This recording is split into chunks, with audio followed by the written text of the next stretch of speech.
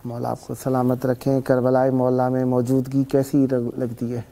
अल्हम्दुलिल्लाह, ये तो हर आशिक हुसैन का ख्वाब है, हसरत है। तरसते हैं लोग अपने वतनों में। हम खुश नसीब हैं कि आज करबला में मौजूद हैं।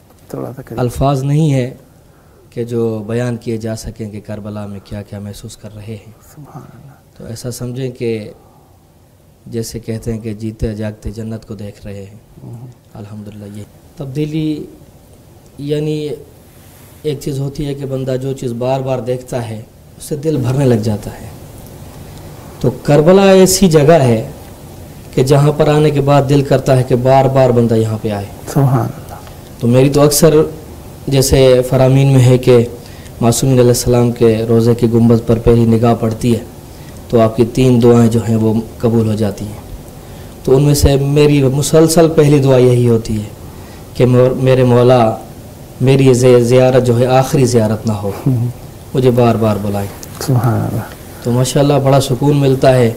और जब यहाँ से वापस जाते हैं तो हर वक्त दिल तड़पता है, दिल करता है कि मौला अब जितना हो सके जल्दी फिर बुला लें। यह उनका लुत्फ़ करम है कि बार बार मुझ नाचीज़ पर ये एहसानात हो रहे हैं कि मौला के करम से बार बार ज़ियारत नसीब हो रही हैं। अल्हम्दुलिल्लाह।